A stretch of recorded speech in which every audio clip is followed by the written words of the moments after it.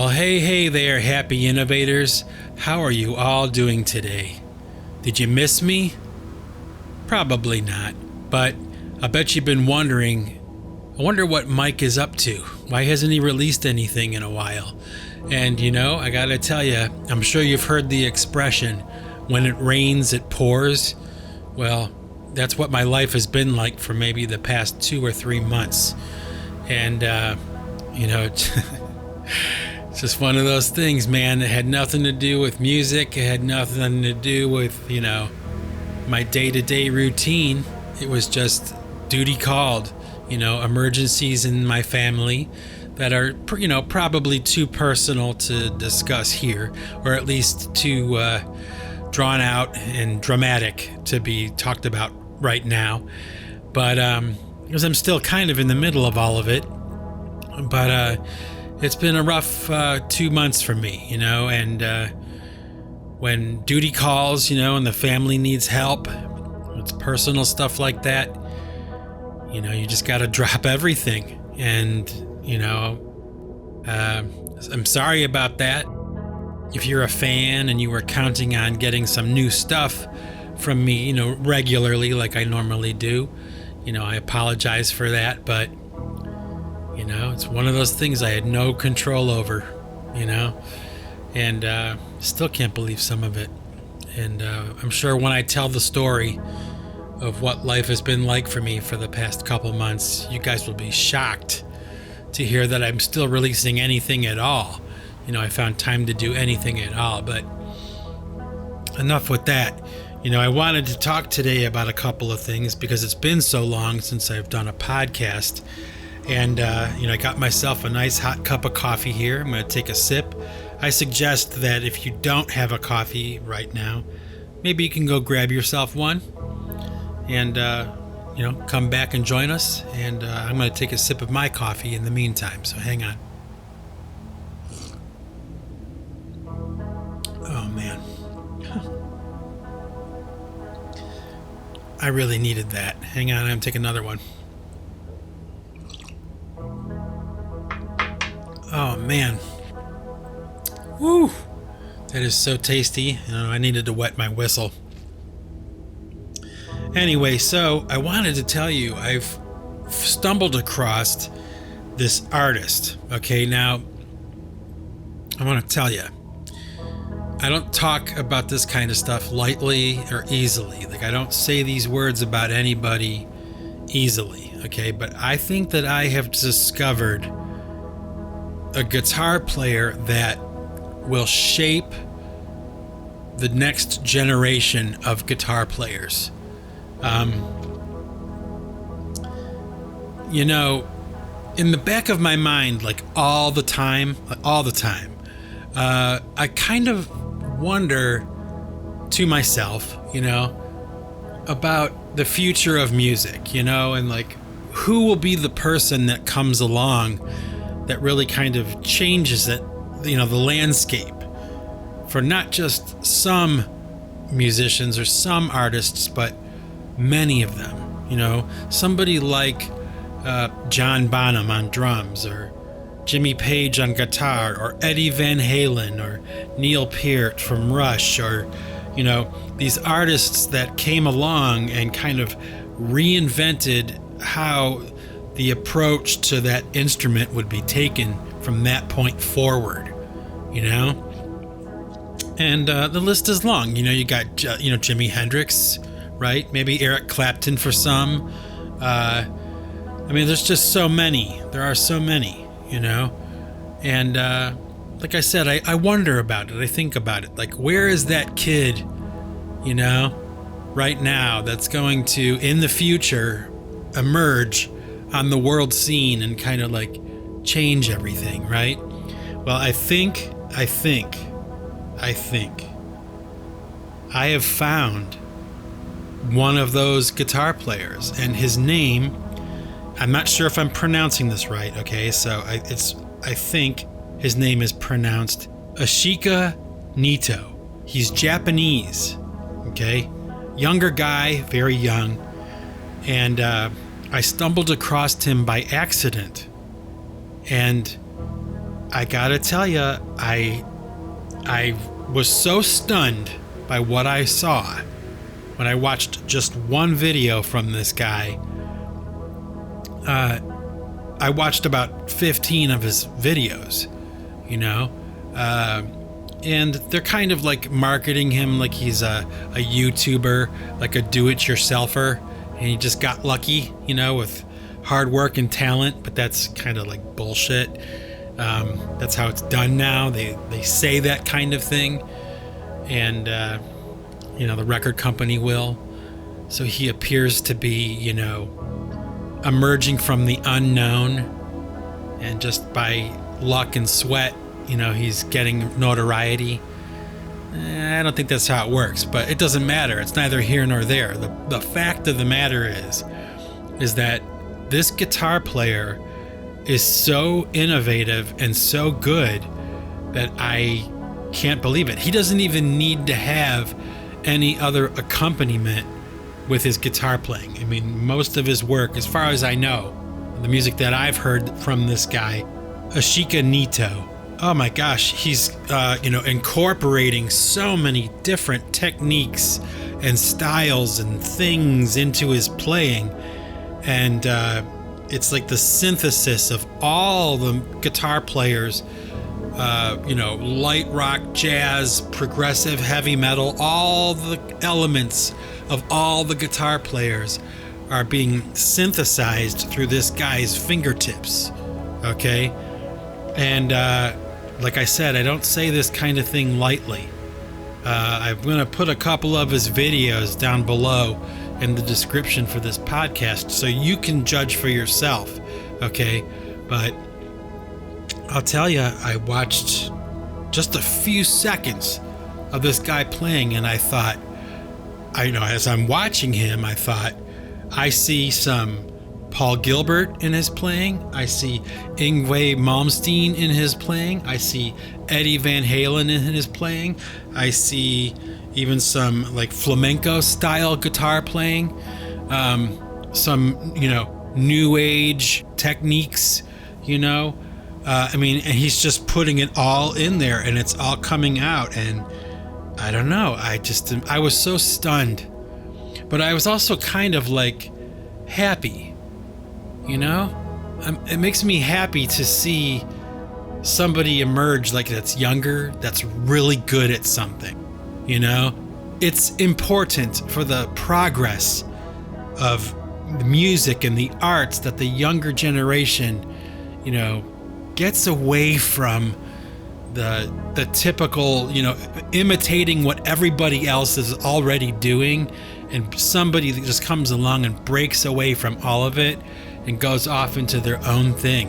And they have this one video of this guy playing guitar at this conference called the NAMM conference, which is like an opportunity for all the musical equipment companies to showcase their different, new equipment, the new models of everything. And they have a convention, and I believe it's in Las Vegas, and, the convention capital of the world. And, the people come, musicians come, studio engineers come, factory workers that work in the guitar factories, they'll come, everybody's there, and it's like a celebration of new equipment, right? Well, this Ichika Nito guy was invited to play for Ibanez at the NAMM conference, and his crowd was so big around the booth for Ibanez that they had to stop the show. Just everybody apparently had heard of him. The word was getting out. He's been around for a little while, probably about 4 years, and I didn't realize that this guy even existed until a week and a half ago, But the good thing about me is that it doesn't take much for me to get it real quick that what we're watching is something that really kind of has not been done before, the way that it's being done by this guy. And dollars to donuts, I'll put money down on this. You're going to see so many people imitating what this guy is doing. it's like, back in the 80s when Eddie Van Halen, or the late 70s when Eddie Van Halen emerged onto the scene, and instantaneously everybody knew that they had never heard anything like this before. And it was only a matter of months before there were so many cookie cutter Eddie Van Halen copies, these gunslinger guitar players of the hair metal era that kind of just stood on his shoulders and, they were good in their own right, but come on, let's not kid ourselves. Nobody was doing it like him, or maybe Randy Rhoads, Well, folks, I'm here to tell you, if you believe anything I have ever said, if what I say has any credence to you whatsoever, trust me, Ichika Nito is the future of guitar, in my opinion. He will be the hallmark, milestone player of his generation. And not to say that there's not somebody else coming up right behind him, or a couple years from now or whatever, that'll just blow this guy out of the water. But let me tell you, I've seen the future of guitar, and it's this guy, Ichika Nito. Do yourself a favor, check him out, folks. It's the real deal. Now, I also wanted to tell you that by accident, I stumbled across this video by the group called Busch from back in the 90s. Do you remember them? They had a couple of hits. Gavin Rossdale was married to Gwen Stefani for a while. And, they were okay. I didn't really like Busch too much. They had that one song I liked. It was, I don't want to come back down from this cloud, taking me all this time to find out what I need. Like, that was okay. It's all right, but the rest of their stuff, not so much. Not for me. But the other day, by accident, just by happenstance, I happened to stumble across a newer song by this group, Busch. And it's not brand new. It's maybe a couple years old or something, but oh my gosh, this song was so good. I couldn't believe that it was them. And I don't know, I guess it was good enough for me to think about even mentioning it in a podcast. The song was called Bullet Holes, and I'll leave a link to it down below, like I'm leaving with the other guy, that Ichika Nito. I'll let you hear some Busch too. You can tell me what you think, maybe. I think the song is great. I mean, it's great. The recording, the production, the lyrics, everything, and the drums, everything sounds so good in this song. And so I figured I would mention that too and share that with you here. So you can let me know what you think if you want, if you have the time and the inclination to, let me know in the comments or something. You don't have to, because I don't really care. But if you want to, I appreciate it, okay? So anyway, what else did I want to talk about today? I have a couple of things that are on my list. There was this situation that I became aware of maybe about a month or two ago, where there was this Amish farmer somewhere in America. I believe he was in Florida maybe, or something like that, or Texas or something. I forget where. I should know and I don't. I'm sorry. But the point is that this Amish guy, had a butchering operation that he ran.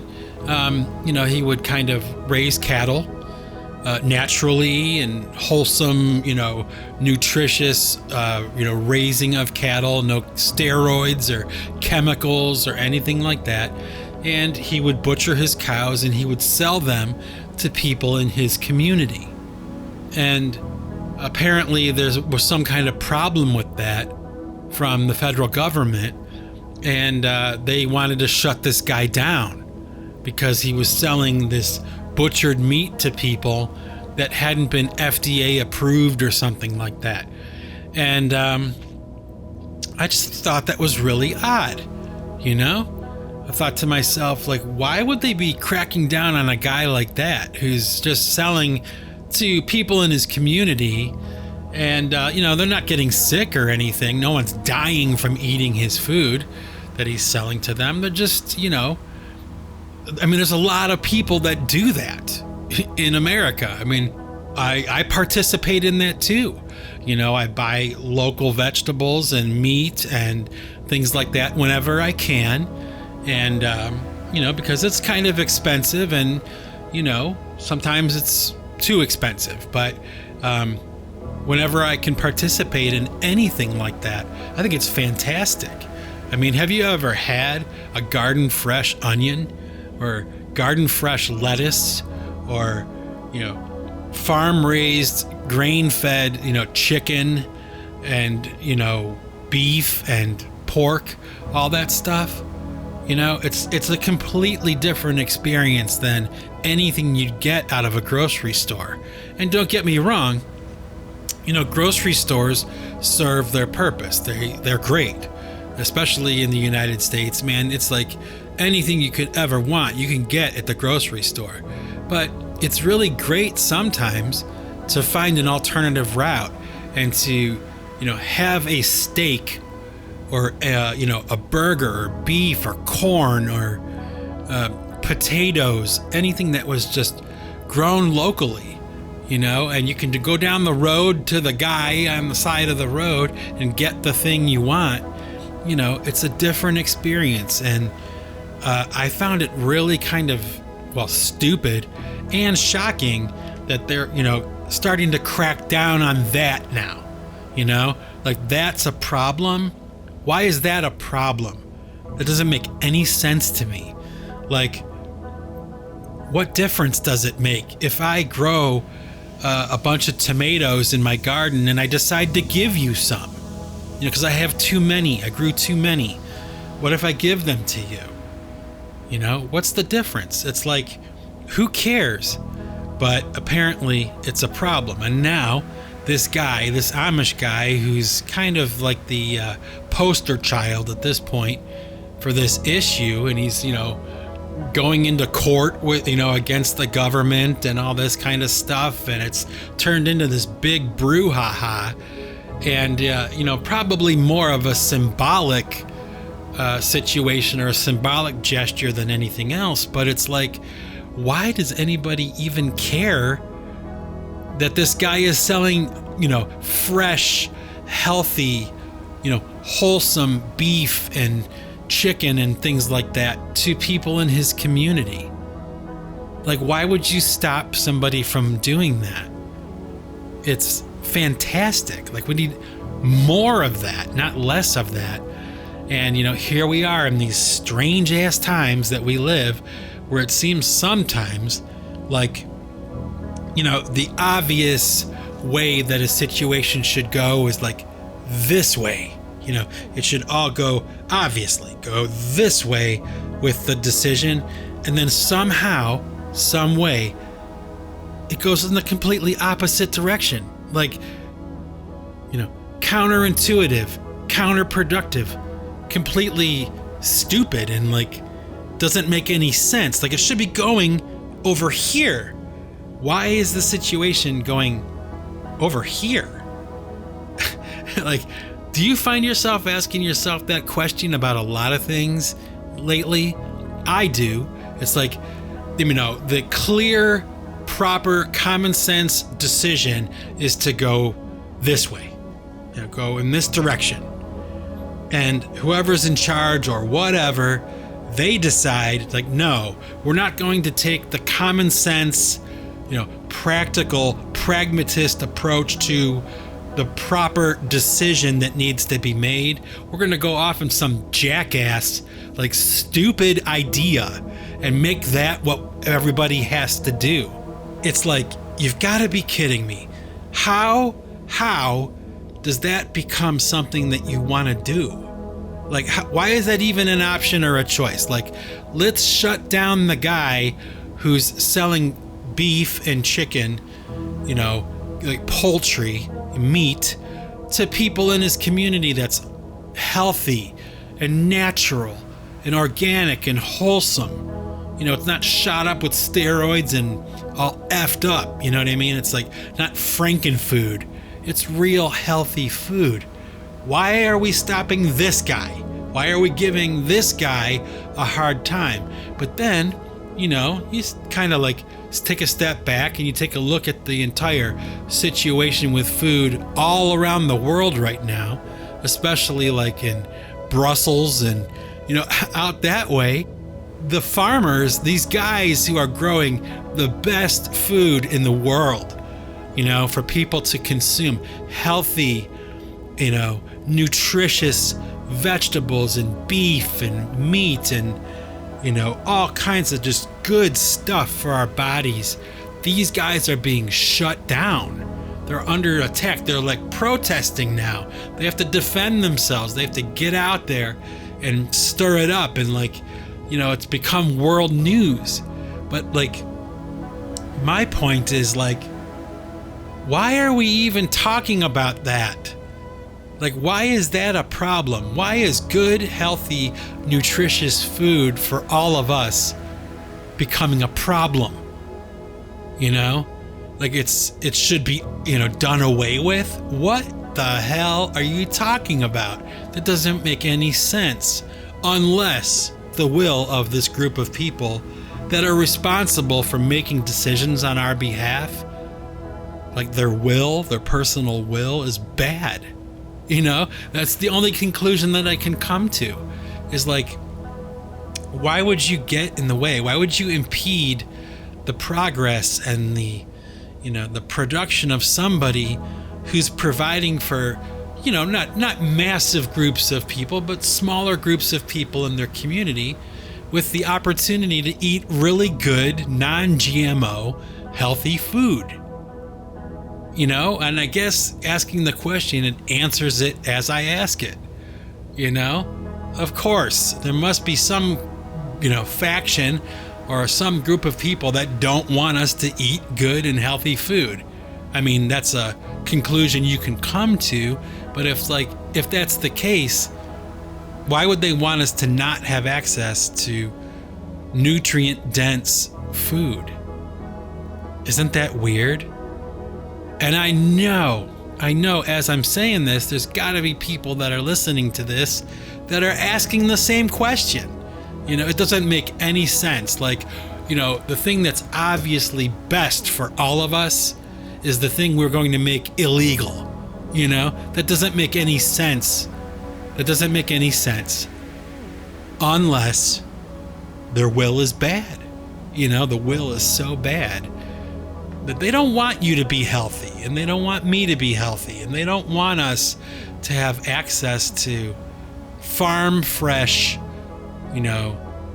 nutritious food.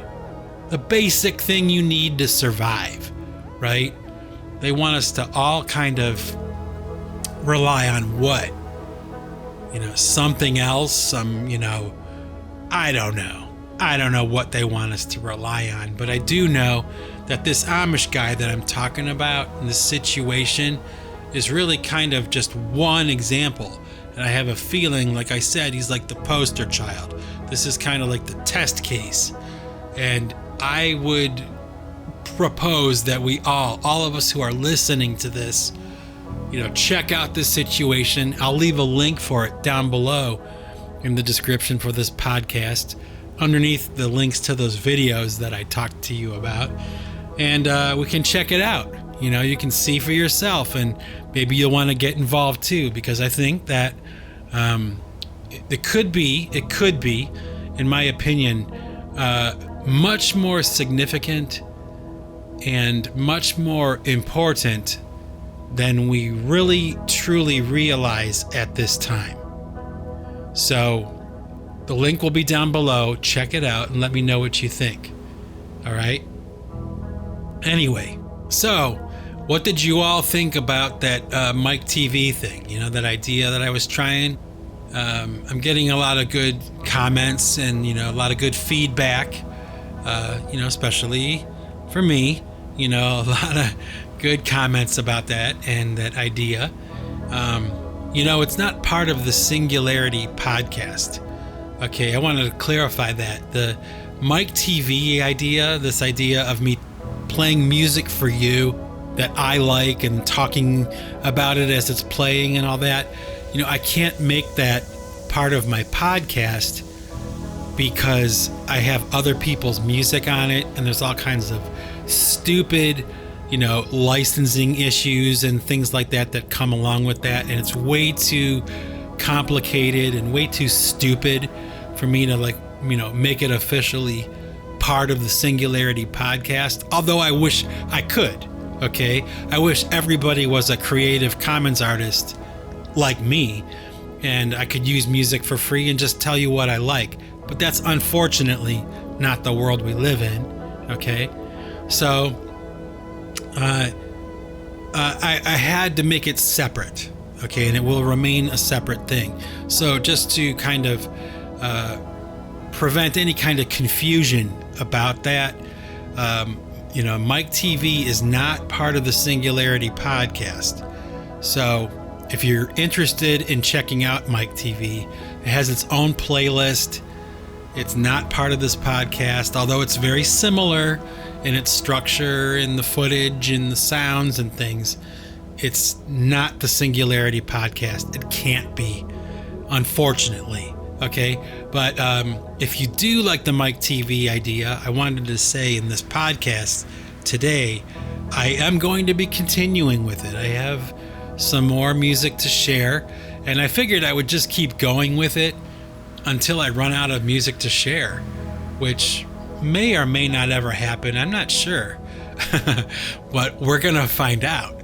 So hopefully you guys have liked it, and maybe you haven't even had a chance to check it out. I know that for some of the people listening to this podcast, you may be in other countries and things like that around the world.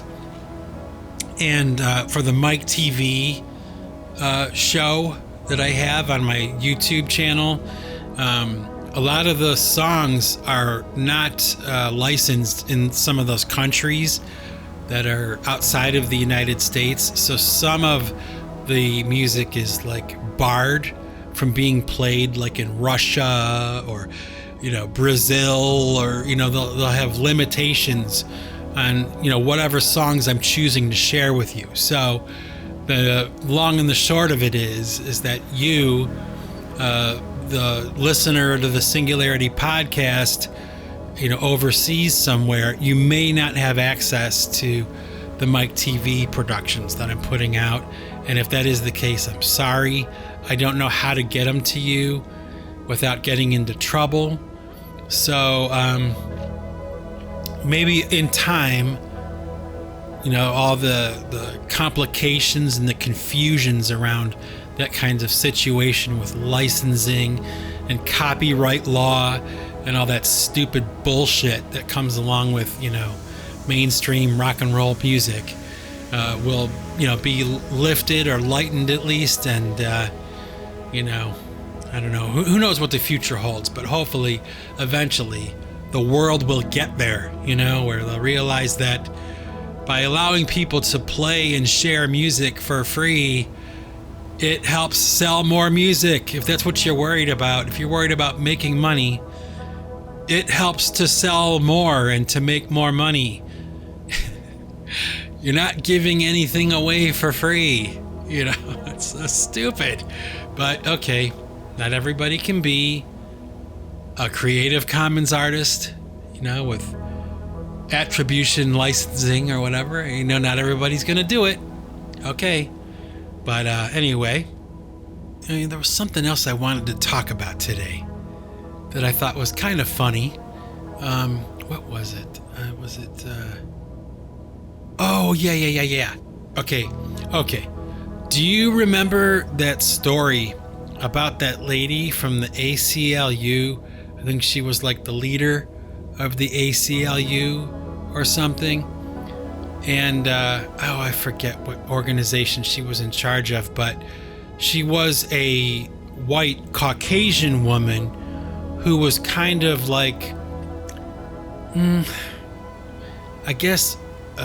identifying as a black person.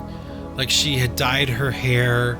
She had kind of darkened her skin to seem maybe more African American, that kind of thing. And I guess, like, word got out that she was really like, a white girl from the suburbs or something. And, she was, accused of cultural appropriation, and, she's a phony and all this kind of stuff. And, part of me, honestly, thought that it was actually pretty funny. And part of me was like embarrassed, like on her behalf, like embarrassed for her, because, oh my gosh, she just got lambasted, and it was just, I just felt bad for her, and I thought about it, and like, oh, how strange, and the world is such a weird place, and people do stuff like that, and maybe she's a little nutty, or she's a little weird, and what's that all about, those kinds of things. But then I thought about it some more, and I thought, a lot of the time, especially in the times we live in, you hear a lot of talk about people identifying as something, and if you don't recognize what they're identifying as, you might get into trouble because they're identifying as this, and you're not calling them this, and you're not accepting the fact that they're identifying as this. But there's a double standard there, because when you have a situation like the one with this lady that I'm talking about, I forget her name. I should have written it down or something, but I guess that's not even really the point. It's more the broader issue is that this woman, was, for one reason or another, was identifying, even though she was white, Caucasian, she was identifying as a black person, or she wanted to identify as a black person, and she got lambasted for that by the same community, mind you, that would probably be, advocates of, accepting whatever people want to identify as. I found that as kind of like a contradiction. I thought that it was kind of interesting, a little bit of weird, and a little bit of funny, but also like a little bit of sad. That one, this woman's life was, destroyed because she wanted to kind of identify as a person of color, black, and that's not acceptable. Okay, but what about everybody else that's identifying as whatever they want to identify as? That doesn't make any sense, does it? Which is it? Are you allowed to identify as whatever you want to be, or is it only within certain parameters? And if so, what are those parameters? I'm not quite sure. And I'm not even trying to be controversial with this. It's just a simple, basic question. Like, where is the line drawn? If this woman wanted to identify, this way, why is that unacceptable? But if this person over here wants to identify as another gender or another, whatever it is, whatever they want to identify as, that's acceptable. I don't know. Which is it? Is it acceptable or not acceptable? Are we free to identify as whatever we want to identify as? Or is it limited by who and by what? I don't know. I doubt there's anybody who could even really answer that question. But I think it's something worth thinking about, at least a little bit. And maybe, having a little bit of sympathy for this lady who just got raked over the coals for whatever, It's the world we live in, man.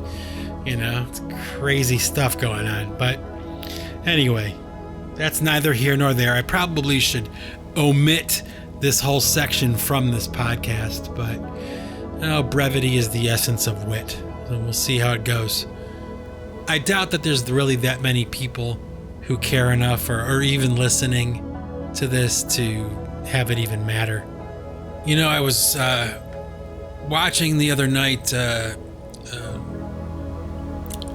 a commentary from a YouTuber about a recent episode of the Joe Rogan Experience, where he was interviewing Jan Wenner, the guy who's the head of Rolling Stone magazine.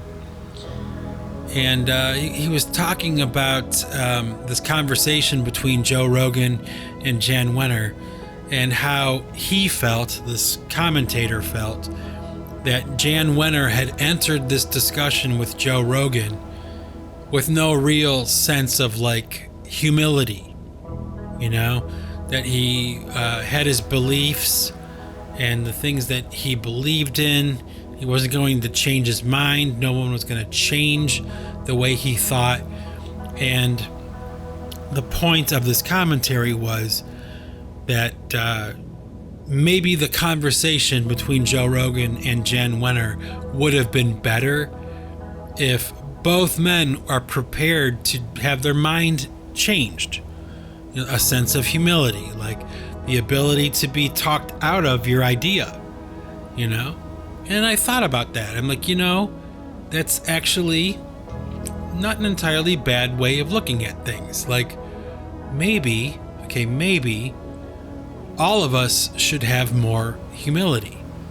Like, rather than walking through the world thinking that we know everything and that everything we believe is correct and truthful and accurate, factual, maybe we should all walk around with a little bit more humility. Now, I talked about in my podcast, the Wilderness album description, I talked about, singing about this idea of the sword of humility, how it cuts through a lot of bullshit. If you can enter into a situation with a humble heart, a humble spirit, you kind of get to the facts and you get down to the nitty gritty a lot faster than, if you're full of shit and you think that you know everything and nobody knows as much as you do. And if you think that, your information is correct and everybody else's is wrong, it's no way to go through life. Everybody who's lived life long enough knows that that's not reality, that you need to be open-minded sometimes and you need to be prepared to be talked out of your idea by somebody who presents you with more factual information, And, I wanted to end this podcast today on that point. That, maybe that's something that we've lost, in these crazy, screwed up, highly sensationalized, highly politicized times. That maybe all of us, every single one of us that's listening to this podcast or to any other podcast from here on in, maybe all of us should take an approach to the world that has a little bit more humility, and a little bit more, I don't know, what would be the word? Contrition, in our hearts, giving the other the benefit of the doubt. Is that even possible? I'm probably the only person I can think of who would even say something like that, But I'm going to leave this podcast here today on that thought. And, I won't make any promises about future podcasts right now because, like I mentioned at the beginning of this one, I'm still kind of in the throes of a pretty major, pretty serious time in my life with my family. And, it's very personal and way too convoluted to get into here, at least at this time. But I will be getting a podcast to you as quickly as I can. And I will say this, that I do have 3 more album descriptions coming down the pike pretty soon.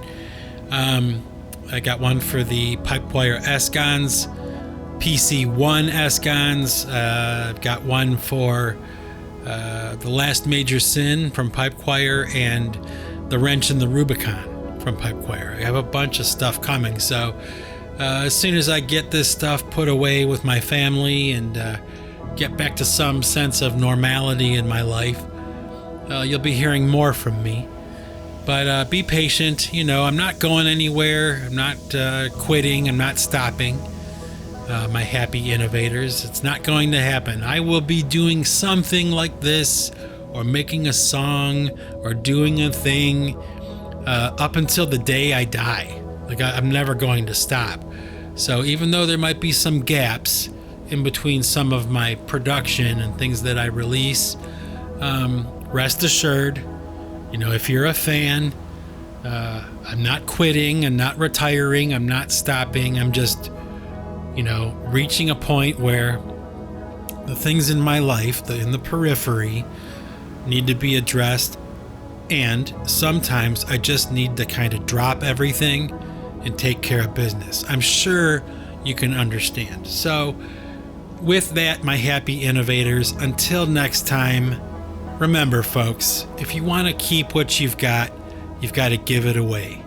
Take it easy.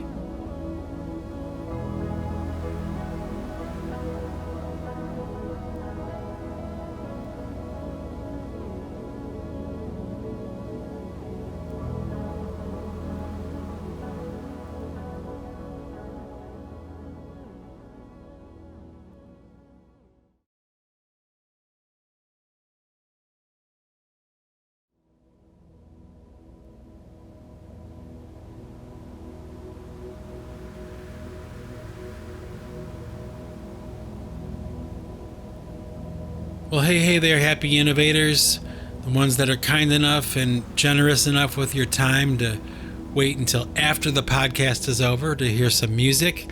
I have an idea that I want to share with you today. It's an older idea of mine. It's a song called Reach Out, Return to Me. It's a song I released under the moniker PC3 a while ago, back in 2017 or 2016 or something like that. And I wanted to share it with you today because I just recently was listening to it in the car, and I thought, this is actually pretty good. So here we go. Without further ado, PC3's Reach Out, Return to Me. And this is a long one, and one that did particularly well for me. So let's see if you like it as much as I do. Okay? Have a good week, everybody. A good weekend. And take care of yourselves. Enjoy the music. Talk to you soon. Peace out.